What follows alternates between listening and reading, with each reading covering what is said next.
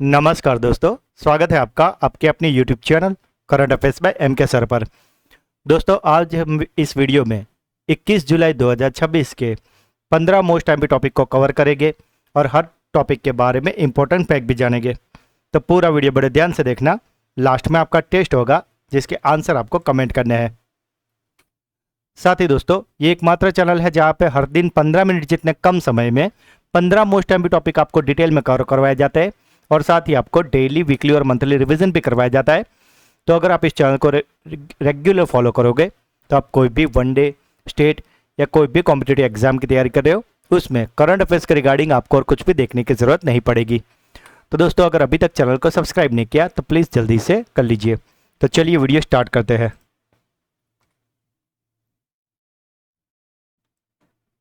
FIFA विश्व cup 2026 का खिताब किसने जीता है? तो दोस्तों, ये जो फीफा विश्व कप 2026 है इसे जीत लिया है स्पेन ने। स्पेन ने फाइनल मुकाबले में डिफेंडिंग चैंपियन अर्जेंटीना को 1-0 से हराकर दूसरी बार फीफा विश्व कप का खिताब अपने नाम किया है। अतिरिक्त समय यानी कि एक्स्ट्रा टाइम के 106वें मिनट में स्पेन के जो स्टार खिलाड़ी है फेरान टोरेस, उन्होंने मैच का एकमात्र और ऐतिहासिक गोल दागा था।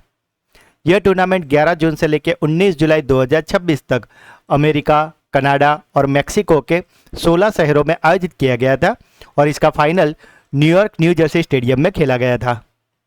स्पेन के कप्तान और दिग्गज मिडफील्डर रॉड्री को टूर्नामेंट का सर्वश्रेष्ठ खिलाड़ी चुनते हुए गोल्डन बॉल से नवाजा गया था। फ्रांस के स्टार खिलाड़ी किलियन एम्बापे ने सर्वाधिक गोल करके गोल्डन बूट जीता है, जबकि स्पेन के उनाई सिमोन को गोल्डन ग्लव्स मिला है। यह फीफा इतिहास का सबसे बड़ा टूर्नामेंट था जिसमें पहली बार 48 टीमों ने हिस्सा लिया था और कुल 104 मैच खेले गए थे।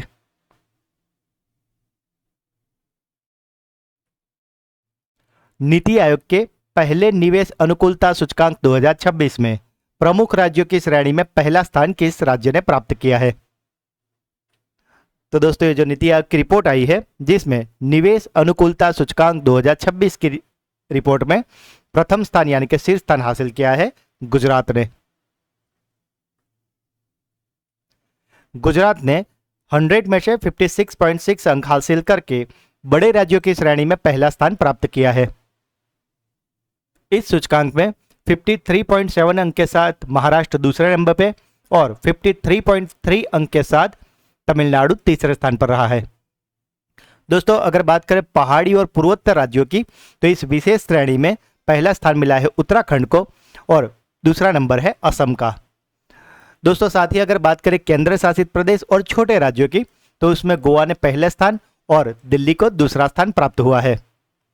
नीति आयोग का यह सूचकांक सभी 28 राज्यों और 8 केंद्र शासित प्रदेशों का 8 प्रमुख स्तंभों यानी कि पिल्लर पर 84 संकेत और यानी कि 84 इंडिकेटरों के आधार पर मूल्यांकन करता है और इसमें बुनियादी ढांचा इसके 25% होते हैं, व्यापारिक वातावरण इसके 20%, संसाधन 15% और नियामक की सुगमता 12% जैसे मापदंड शामिल है।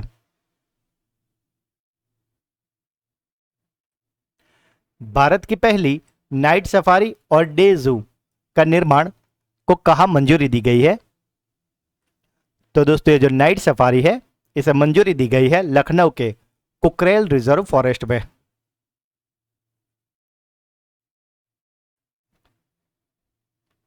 भारत के सर्वोच्च न्यायालय ने इस 1510 करोड़ की महत्वाकांक्षी परियोजना को अंतिम मंजूरी दी है। सिंगापुर, थाईलैंड, चीन और इंडोनेशिया के बाद यह दुनिया की 5वीं और भारत की पहली शहरी नाइट सफारी होगी। कुकरेल आरक्षित वन क्षेत्र के लगभग 855 एकड़ हिस्से को इस नाइट सफारी और डे जू परिसर के लिए आरक्षित किया गया है। वन्यजीवों को परेशानी से बचाने के लिए सफारी में कृत्रिम चंद्रमा की रोशनी जैसा प्रभाव दिया जाएगा और सैलानी बैटरी चालित वाहनों से भ्रमण करेंगे। इस सफारी में मुख्य रूप से एशियाई शेर, बंगाल टाइगर, तेंदुआ, उड़ने वाली गिलहरी, कुकरेल के प्रसिद्ध घड़ियाल मुख्य आकर्षण होंगे।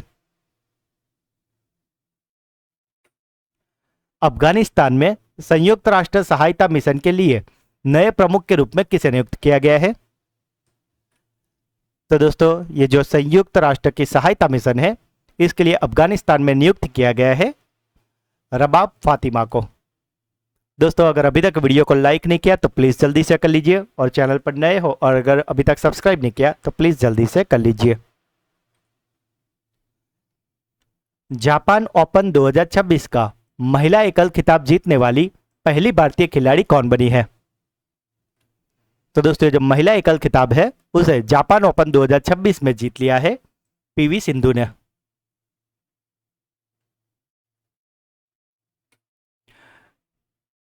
बीडब्ल्यूएफ विश्व बैडमिंटन चैंपियनशिप 2026 के आधिकारिक शुभंकर यानी कि मैस्कॉट का नाम क्या है? तो दोस्तों ये जो विश्व बैडमिंटन चैंपियनशिप 2026 होने वाला है उसका ऑफिशियल मैस्कॉट है पिको नाम का एक मोर।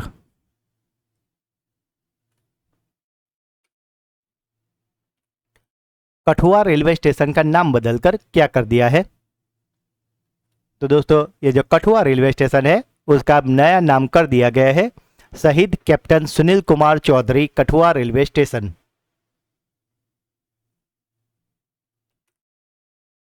उत्तर रेलवे ने 17 जुलाई 2026 को सर्कुलर जारी करके नाम बदलने की आधिकारिक मंजूरी दी, जिसकी जानकारी केंद्रीय मंत्री डॉक्टर जितेंद्र सिंह ने साझा की थी। रेलवे स्टेशन का पुराना कोड था KTHU और अब नया अल्फा कोड हो गया है MSKT। कंप्यूटर आधारित टिकट प्रणाली में अब इस स्टेशन का नाम MC सुनील कठुआ दिखाई जाएगा। कैप्टन सुनील चौधरी की अगर बात करें तो उन्होंने सेना की 7/11 गोरखा राइफल्स के एक जाबाज अधिकारी थे जो जम्मू कश्मीर के कठुआ जिले के ही रहने वाले थे। 27 जनवरी 2008 को असम के तिनसुकिया में उल्फा आतंकवादियों के मुकाबला करते हुए सीने में गोली लगने के बावजूद भी उन्होंने 2 आतंकवादियों को ढेर किया था और वीर गति प्राप्त की थी। इसके लिए उन्हें मरणोपरांत देश के सर्वोच्च सबसे बड़े शांतिकालीन वीरता पुरस्कार कीर्ति चक्र और साथ ही सेना मेडल से भी सम्मानित किया गया था।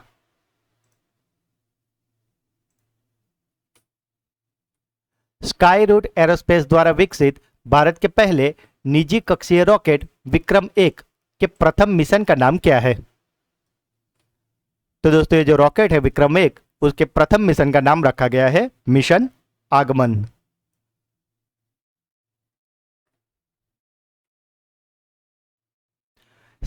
वे राष्ट्रीय फिल्म पुरस्कारों में सर्वश्रेष्ठ अभिनेता का पुरस्कार किसने जीता है?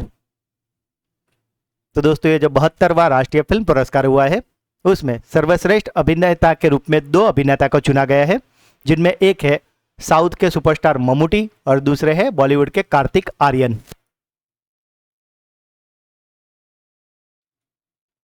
कार्तिक आर्यन को हिंदी फिल्म चंदू चैंपियन के लिए और मलयालम सुपरस्टार मम्मूटी को डार्क फैंटेसी फिल्म ब्रह्मयुगम के लिए संयुक्त रूप से बेस्ट एक्टर चुना गया है।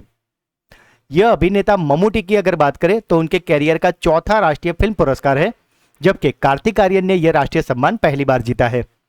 अगर बात करें सर्वश्रेष्ठ अभिनेत्री की तो वो बनी है यामी गौतम, जिनको उनकी राजनीतिक एक्शन थ्रिलर फिल्म आर्टिकल 370 के लिए श्रेष्ठ अभिनेत्री का पुरस्कार दिया गया है। साथ ही अगर बात करें बेस्ट फिल्म की तो वो भी बनी है यामी गौतम की ही आर्टिकल 370, जिसे बेस्ट फीचर फिल्म चुना गया है। Tamil biographical action film Amaran के लिए राजकुमार पेरियासामी को सर्वश्रेष्ठ डायरेक्टर यानी कि बेस्ट डायरेक्टर का पुरस्कार दिया गया है, जबकि pan India blockbuster science fiction film के लिए कल्कि 2898 AD को मनोरंजन से भरपूर सर्वश्रेष्ठ लोकप्रिय फिल्म का पुरस्कार मिला है।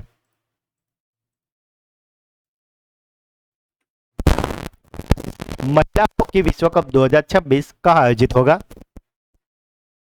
तो दोस्तों ये जो महिला हॉकी विश्व कप 2026 है इसका आयोजन होने वाला है बेल्जियम और नीदरलैंड में।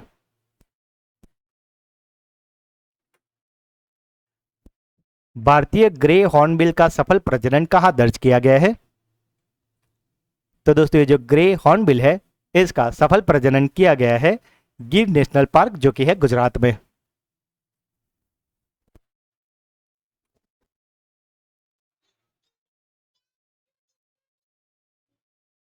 राष्ट्रीय अल्पसंख्यक आयोग का नया अध्यक्ष किसे नियुक्त किया गया है? तो दोस्तों राष्ट्रीय अल्पसंख्यक आयोग के नए अध्यक्ष चुने गए हैं हरजीत सिंह ग्रेवाल। साथ ही दोस्तों जून मंथ का मंथली करंट अफेयर्स, जिसमें हमने जून मंथ के मोस्ट टाइम पे 200 एमसीक्यू करवाए हैं। तो अगर अभी तक आपने ये वीडियो नहीं देखा तो इसे आप अवश्य देख लेना, ताकि जून मंथ के मंथली करंट अफेयर्स रिगार्डिंग आपको और कुछ भी देखने की जरूरत न रहे। साथ ही दोस्तों अगर आपको अगले किसी भी मंथ के ऐसे मंथली वीडियो चाहिए तो सभी हमारी चैनल पर अवेलेबल है, जिसमें हमने हर मंथ के ऐसे मोस्ट टाइम पे 200 एमसीक्यू कवर किए हैं। दोस्तों ये सारे क्वालिटी वीडियो है और ये सारे 200 मोस्ट टाइम पे है, जो आपकी हर एग्जाम के लिए आपको बहुत ही ज़्यादा यूजफुल होंगे। और इन सभी वीडियो का लिंक आपको इसी वीडियो के डिस्क्रिप्शन में भी मिल जाएगा, तो इन सभी को आप अवश्य देख लेना। राष्ट्रपति द्रौपदी मुर्मू ने जुलाई 2026 में किन 3 यूरोपीय देशों की राजकीय यात्रा शुरू की है? तो दोस्तों राष्ट्रपति द्रौपदी मुर्मू जी जिन 3 यूरोपीय देशों की ऑफिशियल यानी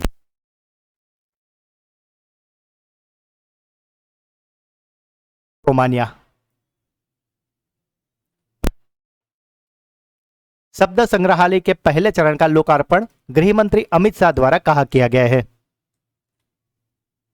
तो दोस्तों ये जो शब्द संग्रहालय है उसके पहले चरण का लोकार्पण अमित शाह जी ने किया है कोलकाता में।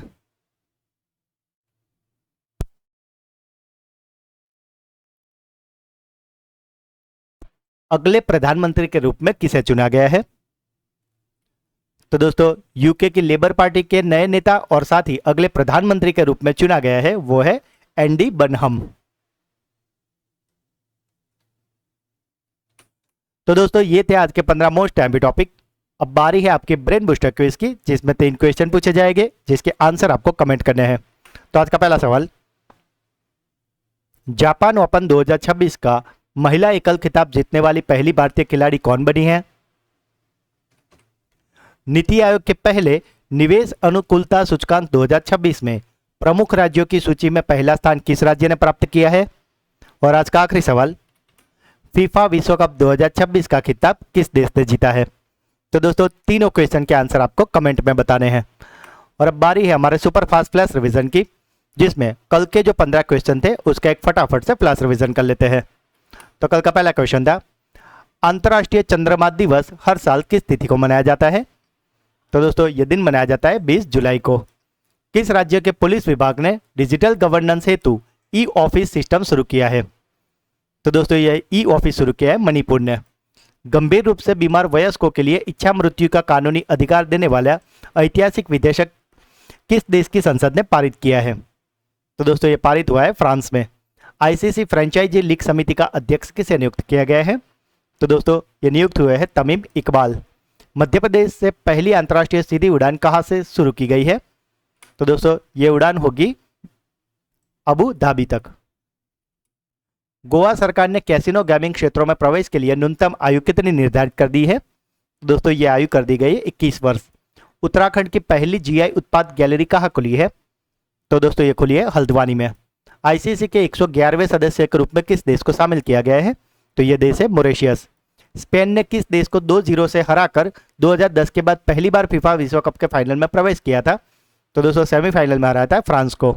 अंतर्राष्ट्रीय शतरंज दिवस किस तिथि को मनाया जाता है? तो दोस्तों ये मनाया जाता है 20 जुलाई को। पृथ्वी विज्ञान मंत्रालय के सचिव के रूप में किसे नियुक्त किया गया है? तो दोस्तों ये नियुक्त हुए डॉक्टर श्रीनिवास कुमार तुमल्ला। माय भारत राष्ट्रीय युवा स्वयं सेवक सम्मेलन कहाँ आयोजित किया गया था? तो इसका आयोजन हुआ है लखनऊ में। आईसीसी की नवी गवर्नेंस रिव्यू कमेटी का चेयरमैन किसे नियुक्त किया गया है? तो बने हैं देवजीत सेकिया। भारतीय वायुसेना के राफेल लड़ाकू विमान एक्सरसाइज पीच ब्लैक 2026, जो कि एक बहुराष्ट्रीय वायु अभ्यास है, उसमें भाग लेने के लिए कहाँ पहुंचे हैं? तो ये पहुंचे हैं ऑस्ट्रेलिया। और कल का आखिरी सवाल था, व्हाइट रैबिट टेक्नोलॉजी आधारित भारतीय मानक समय प्रसारण सुविधा का उद्घाटन कहाँ किया गया है? तो दोस्तों यह हुआ है बेंगलुरु में। तो दोस्तों ये थे कल के 15 मोस्ट टाइम पे टॉपिक, जिसे फिलहाल तो हमने काफ़ी क्विक रिवीजन किया है, पर कल के वीडियो में हमने सारे क्वेश्चन को काफ़ी डिटेल में और अच्छे से पढ़ाया था। तो अगर अभी तक आपने वो वीडियो नहीं देखा तो उसका लिंक आपको इसी वीडियो के डिस्क्रिप्शन में मिल जाएगा, उसे आप अवश्य देख लेना। और साथ ही अगर आप हमारी चैनल के वीडियो को डेली फॉलो करोगे तो आप कोई भी कॉम्पिटेटिव एग्जाम की तैयारी कर रहे हो उसमें करंट अफेयर्स के रिगार्डिंग आपको और कुछ भी देखने की जरूरत नहीं पड़ेगी। तो दोस्तों अगर आज का वीडियो आपको अच्छा लगा है तो जल्दी से लाइक कर दीजिए। जो भी क्वेश्चन पूछे गए उसका आंसर आप जरूर से करें दोस्तों, क्योंकि मैं हर कमेंट का रिप्लाई जरूर से करता हूँ। इस वीडियो के लिंक को अपने सभी व्हाट्सएप टेलीग्राम ग्रुप में शेयर करके चैनल को सपोर्ट अवश्य से करें, और अगर अभी तक चैनल को सब्सक्राइब नहीं किया तो प्लीज़ जल्दी से कर लीजिए। तो मिलते हैं ऐसे एक नए वीडियो में, तब तक के लिए पढ़ते रहिए, आगे बढ़ते रहिए। जय हिंद, जय भारत।